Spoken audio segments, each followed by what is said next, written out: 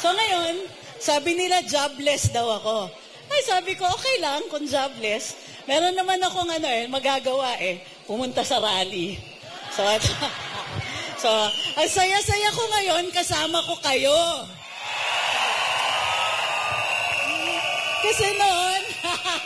Kasi noon, na nasa palasyo kami, bihira namin kayong makasama. Masyado kaming protektado. At yun po yung nangyayari ngayon. Hindi nila tayo nakikita. Di nila tayo naririnig, di nila tayo kinakausap. Kung may naririnig sila, alam mong ginagawa? Ginugurgur. So, yan si Angeles. Ako yun. Yan si Angeles. Ay, ang dal-dal-dal-dal yan. Tanggalin sa trabaho. Pues, okay. Ngayon na wala akong boss, di pwede na akong magsalita. Saya. Saya.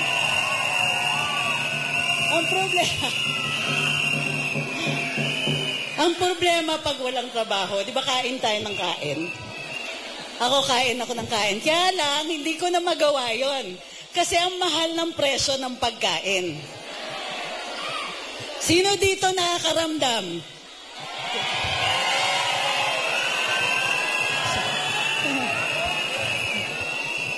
Dati makakabili ka 20 pesos, at least nakatatlong kutsinta ka Mahilig kasi ako sa kakanin. Mahilig ako na kumakain ng Pinoy food. Pero hindi na talaga magagawa yan ngayon. Ayon sa Central Bank, ang inflation dito sa Pilipinas, hindi lang dulot ng taas ng presyo ng krudo. Dulot siya ng taas ng presyo ng pagkain. Okay? Ngayon, anong ginawa ng presidente nung nakita niya na mahal ang presyo ng pagkain? Alam niyo yung ginawa niya? Nag-order ng importation. Pinababaan ang presyo ng taripa. Okay lang sana. Kung kaka-import natin, bababa presyo ng pagkain. Pero ginagawa na natin yan since 2022. 2023, nag-expire na yung mababang taripa sa Rice Tarification Law. Doon sa Rice Tarification Law, 40 to 50% ang tariff rate pag nag-import tayo ng bigas. Mataas siya talaga para maprotektahan yung mga magsasaka. Sa 35% yan nung panahon ng pandemya. Kasi kinabahan si Presidente Duterte na baka hindi natin mapakain lahat ng mga kapatid nating naghihirap. Okay. Nag-expire ang 35% December 2023. Anong ginawa ng Pangulo? In-extend. So 35% pa rin. Anong ginawa niya pagkatapos nun? Sinabihan siya, Sem, mataas pa rin ang presyo ng pagkain. So anong ginawa niya? Binabaan niya yung taripa to 15%. Okay? Bakit? Ang problema sa ginawa ni Presidente, yung taripa na yan ang ginagamit natin para masupplement yung kinikita ng mga magsasaka. Okay? So pag binabaan natin ang taripa, mababa rin ang mabibigay natin sa magsasaka. Ang mga magsasaka natin nalulugi kasi yung mga traders, binabarat sila pag binibili ang bigas. So ngayon, mababa na yung binibigay ng gobyerno, barat pa yung mga traders. Yung mga traders, yung importers. At dahil 15% na lang ang taripa sa bigas, sinong yumayaman? Yung mga traders. Guess mo kung sino yung mga kaibigan ng Pangulo? Mismo. Diba? So, ngayon, alam niya na kahit magbaba ng taripa, hindi bumababa presyo ng pagkain. Grabe to si Ma'am Trixie. Ang daming alam, ang daming ibinulga. So, totoo talaga itong sinasabi ni Ma'am Trixie kasi naging spokesperson yan doon sa Malacanang. Pero, natanggal. So, ngayon wala siyang trabaho. So, nakaka-attend ng mga maisog rally. So, blessings in disguise sa kanya. So, tuloy-tuloy. Okay, in-interrupt ko lang, sandali lang. Okay. Binabaan pa rin niya. So, sino ang kikita? Yung mga traders. Kikita ba ang magsasaka? Nagmumura ba pagkain? Sinong naghihirap? Tayo. Okay. Mahal ba tayo ng presidente? Ang mahal, pagkain. Mahal din ang tubig. Pumasok ang 2024. Anong unang ginawa ng mga water concessionaires? Tinaas ang presyo ng tubig. Ang sabi nila, El Nino kasi. Pues, tapos na po ang summer. Umulan nga kanina, di ba? Bumababa presyo ng tubig? Sa tingin nyo, bababa pa yon? So, tubig at saka pagkain, mataas. Pero anong ginagawa ng presidente?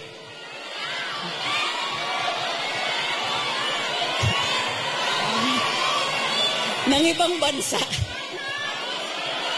Nagparty. Bumiyahe. Alam nyo ba yung purpose ng biyahe ng Pangulo? Ang sabi niya, ako pa nagsabi kasi kalihim ako ng press dati. Kaya siya bumabiyahe abroad. Kasi naghihikayat siya ng mga investors. 2 taon niya halos ginagamit yon. Ay, more than 1 year niya ginagamit yung excuse na yon. Ay, sabi niya, para may mag-invest dito sa Pilipinas. Siya daw po yung salesman, punta sa ibang bansa, tapos maghihikayat siya ng mga magtatayo ng mga pabrika dito sa Pilipinas. Hanggang ngayon, anong taon na? 2024. Yung pangako, 2022. May isa, kahit isa lang, na pabrika na bago. Wala talaga. Grabe, walang mga... Puro donasyon lang, walang... Bangag talaga.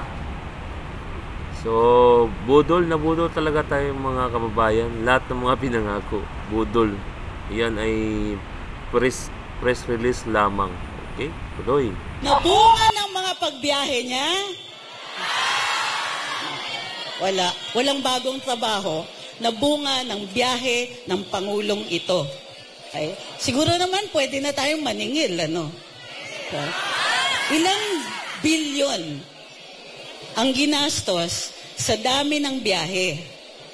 Pero, wala tayong nakikita na binunga ito. So, distab ba yung ginagawa natin? Hindi. Naniningil lang tayo. Sila mismo nagsabi eh. Siya po mismo nag-announce, maghihikayat ng investors. Pues, hindi pumasok ang investors. Bakit? Kasi mahal ang pagkain, mahal ang tubig, mahal ang kuryente, matraffic, kukunti ang trabaho, mataas ang crime rate. Hindi muna niya inayos lahat ng ito bago siya naghikayat ng investors. Tama. So, dapat, yun ang una niyang gawin. Yung peace and order. This, pababain yung mga pagkain, lahat ng mga pangunahing bilihin. Tama talaga si Ma'am Trixie. So, dapat talaga siyang maging maisog dahil ito po isa siyang former press secretary kaya alam na alam niya ang mga galawan sa Malacanang. So, tuloy.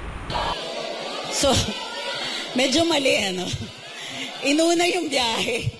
Hindi mo na inayos yung problema dito. Okay lang naman yung biyahe. Okay lang for diplomatic relations. Okay lang yan para sa trade. Wala pa rin trade na bago. Pero okay lang yan. Talagang miyembro tayo ng isang komunidad ng mga ibang bansa. Pero, ang sabi niya, nagbago na yung tono. Nung tinanong siya, bakit biyahe kayo ng biyahe? Ang sabi niya, naghahanap po ng kakampi.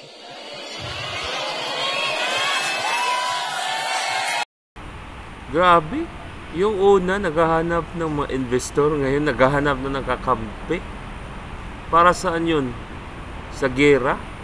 Kaya pala pumunta si Zelensky ng Ukraine. Ano ba naman yan? Gusto maging tulad tayo sa Ukraine? Oh my God. So wala talaga sa katinuang isip yung presidente natin ngayon. Tingnan nyo, naghahanap ng kakampi. So ang ibig sabihin niyan, papasok tayo sa gira niyan. O sige, tuloy, Ma'am Trixie.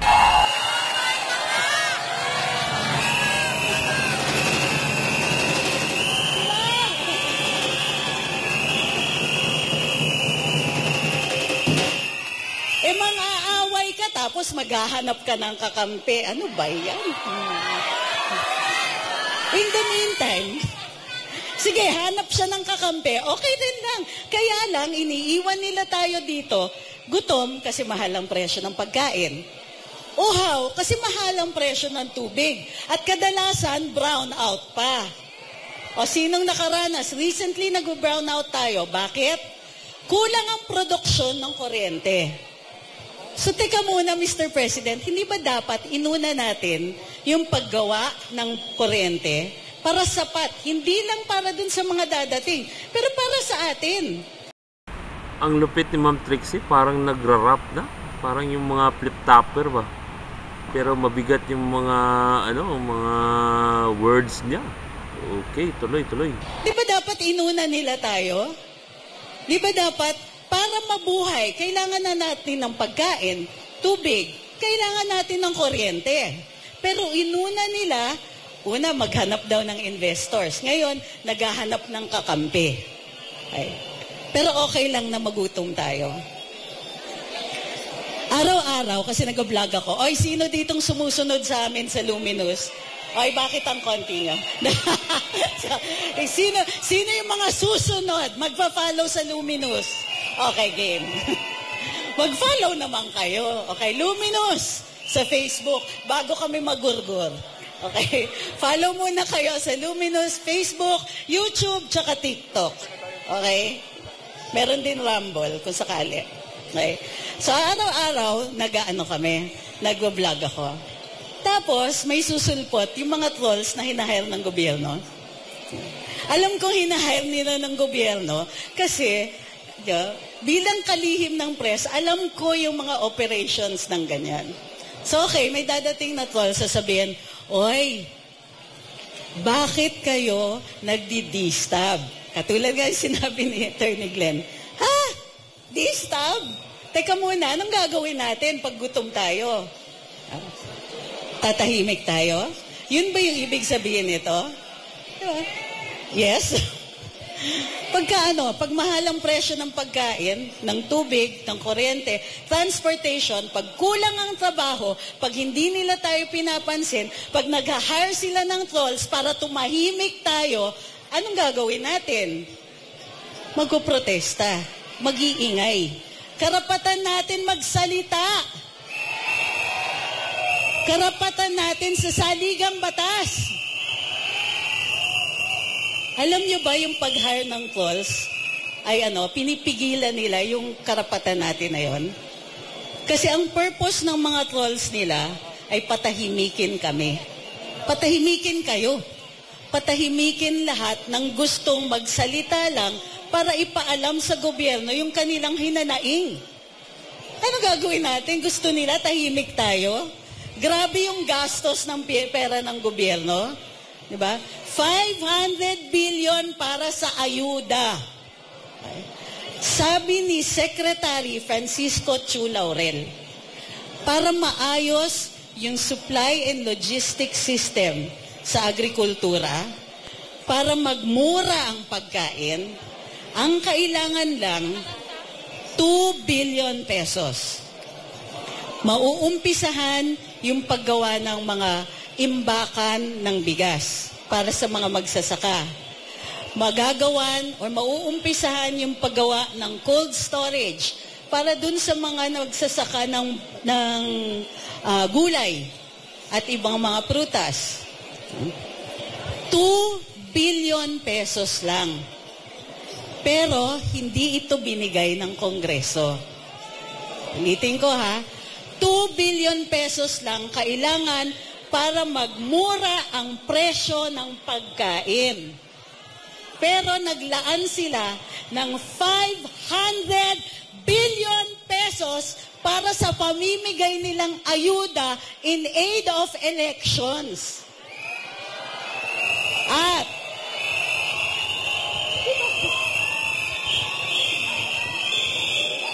bukod pa dyan, hindi lang yan in aid of elections, di ba? In aid of charter change.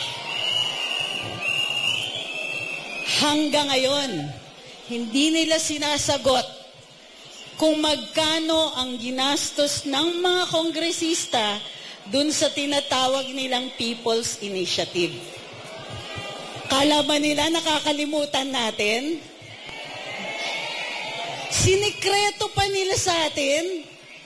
Kunwari, People's Initiative, kunwari, private sector ang gumagawa, pero ang nagpopondo mga kongresista, tingin ninyo, saan nakuha ng mga kongresista yon?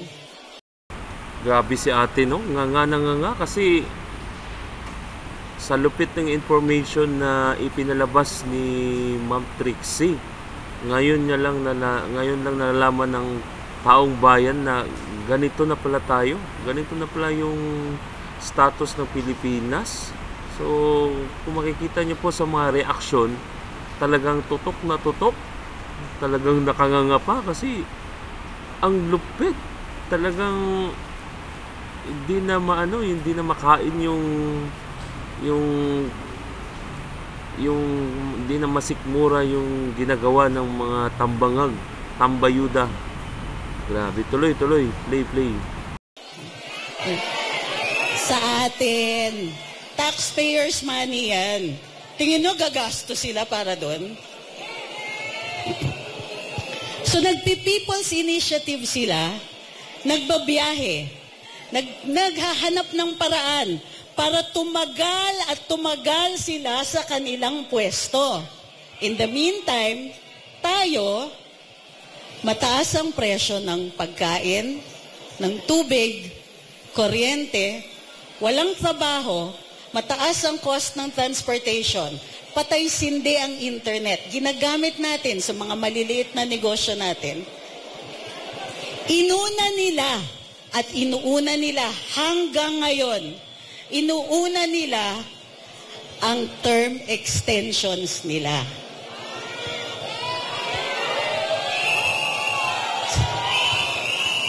Uunahin nila, tumagal sila sa pwesto. Titiisin ba natin yan? Tama ba yun? Dapat magsalita tayo, manindigan tayo sa mga ganitong ginagawa nila sa atin. Aba, ang sarap ng buhay nila gamit pera natin. Ang sarap ng buhay nila, tayo naghihirap, pagkain lang, hirap na tayo. Ano pa kaya yung ibang mga gamit sa buhay? Tubig, kuryente, transportation. May iba sa ating mga mamamayan, tumaas lang ng piso ang transportation, di na makakapasok sa school, hindi na makakapasok sa trabaho, o maglalakad ng lampas na 4 na kilometro. Tama ba yun? Ang mensahe ngayon, simple lang. Lahat ng pangako at pangarap ng Pangulo nung siya ay tumatakbo, binasura na niya. Sabi ng mga trolls, nung siningil ko, oy, presyo ng bigas, pinangako nyo, bababa yan. Sinabihan ba naman ako, hindi yun pangako, pangarap lang.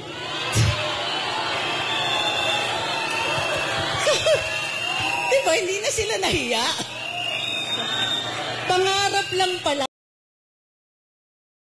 Grabe pala yun, no? Hindi pala yun pangako, pangarap lang. So, tingnan nyo talagang nakakapanglumo talaga yung mga ginagawa. So, tuloy-tuloy. Yung mga kwento dun sa campaign. Pangarap lang yung presyo ng pagkain bababa.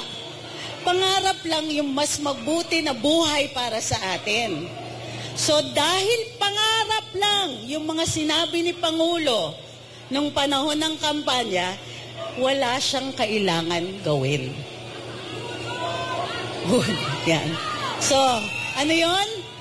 Budol.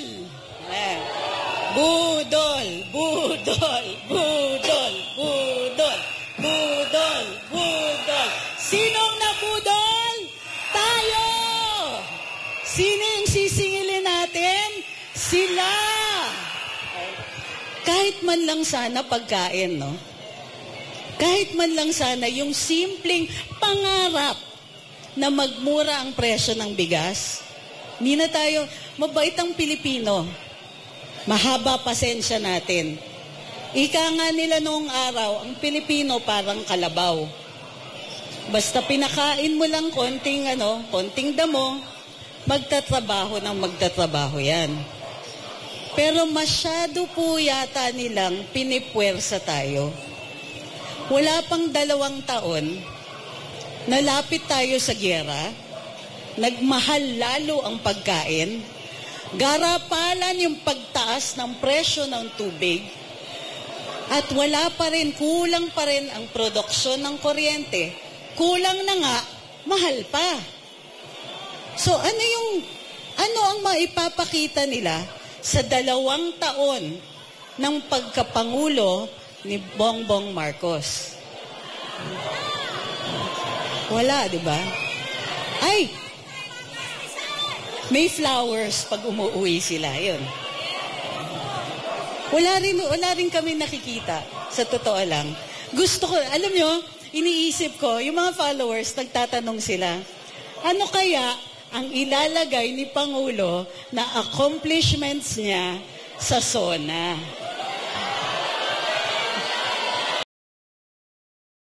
Mayroon silang ilalagay.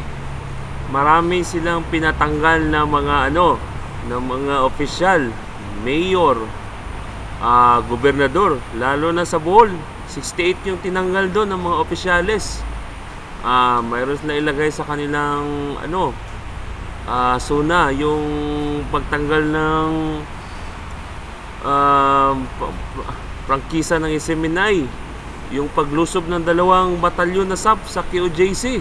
Ang dami nila malagay sa SONA, puro negative lang. Sige, tuloy. Palagay ko, kailangan na natin maghanda para sa SONA. Alam niyo kung bakit? May bagong budol. So, mga mag-iimbento na naman sila. Uy, tumaas hindi totoo Alam niyo ba, napansin ko yung PCO. Siyempre, binabantayan natin. Bumaba yung employment rate dito sa Pilipinas. Okay? Bumaba, bagsak talaga for this year. Alam mong sabi ng PCO, tumaas daw ang employment rate. Sabi ko, anong kino-compare nila dito? Kino-compare nila dun sa 1 taon pa daw. Pero, yung nilagay dun sa yung findings ng DOLE at ng PCA, ang trend ng taon na ito, pabagsak ang employment rate. So, anong nangyayari? Ang bobo din yung mga nasa PCO eh. Puro fake news din yun sila eh. Sila mismo hindi nagpapack-check yung mga ginagawa nila. Grabe. Sige, tuloy. Walang trabaho, or nawabawasan tayo ng trabaho, pero mahal ang pagkain, mahal ang tubig, mahal ang kuryente, mahal ang transportation. Walang maasahan. At alam rin natin, tayo na lang ang hindi mahal. Diba? Bakit? Diba? May pinakita ba silang pagmamahal sa atin? Meron bang kahit na hakbang para ipakita na nakikidalamhati sila sa atin dahil mahal lahat ng bilihin? Bingi, bulag, pipe. Pag tinanong mo tungkol sa drug test, tatawa lang.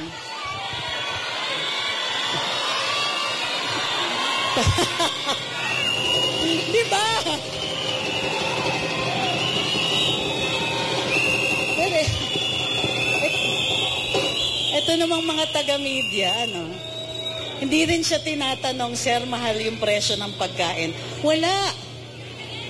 Mahal tubig. Uy, magtataas na naman pala yung kuryente this year.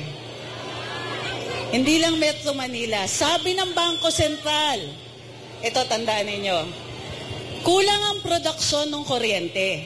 So, kailangan magdagdag. Pero pag dinagdagan natin ang produksyon ng kuryente, magmamahal. So, ang pangako nila, kung mahal ang kuryente ngayon, mas lalo pang magmamahal. Within 1 year, baka daw 3 beses tumaas ang presyo ng kuryente kahit saan dito sa Pilipinas. Grabe, nakakatakot na ito, guys. Yung pagtaas na pagtaas, hindi natin alam. Yung minsan, pag nagbabayad tayo ng mga bills, grabe, nagugulat ako. Ang mahal-mahal. Parang ayoko nang kumain. Parang 1 beses lang yata ako kukain nito. Kaya dapat, OMG, dapat paalisin na natin yan, yung diktador na yan. So, anong next move natin nito? So, tuloy-tuloy lang, Ma'am Trixie, go! Di lang tayo sa Metro Manila, ha? All over the country. Ang kawawa yung mga nasa probinsya. Regular na nga yung brownouts nila, pero mahal pa rin ang kuryente. At ang pangako, lalo pang magmamahal. So, ang tanong ko uli sa inyo, mahal ba tayo ng presidente?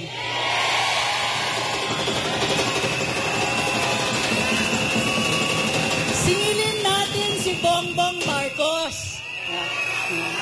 Nasa na yung pangarap mo?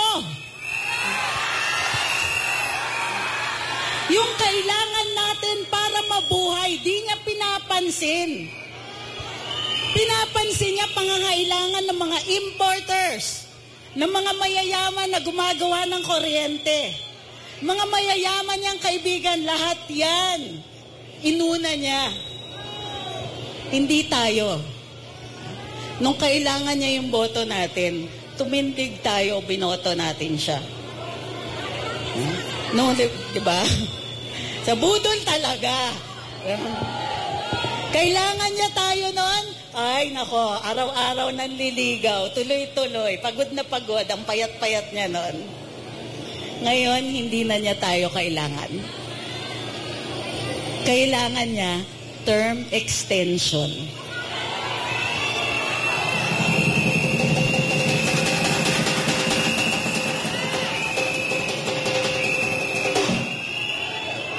Alam nyo, sabi ng mga gumawa ng saligang batas, dapat ang gobyerno takot sa tao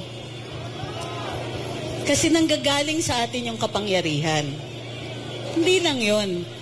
Doon sa ginaya nating saligang batas ng Estados Unidos, sinasabi ng mga sumulat nito, dapat tayo, ang mamamayan, parati tayong suspitsyoso sa gobyerno. Sinasabi yan, kaya yung mga trolls na nagpupunta sa akin, tawan-tawa ako, sinasabi nila, bakit kayo nanggugulo ng bayan? Bakit hindi na lang kayo tumulong? Ang sagot dyan, itong pagsasalita natin, ito, yung pagpunta nyo sa rally ngayong araw na ito ang tulong natin sa bayan.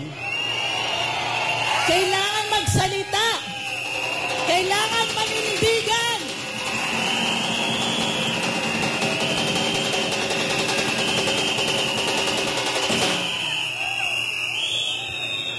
Kung hindi man nila tayo mahal, at least pigilan niya yung pagmamahal ng pagkain, tubig, kuryente at trabaho. Pero kung hindi niya tayo naririnig, pues, from this day on, pakinggan niya tayo, manindigan tayo, magsalita tayo, social media, rallies, lahat puntahan natin, kahit isa lang tayo, kahit 5, kahit 10, manindigan tayo! Woo! Quezon City is maisog! Maisog! Quezon City is maisog!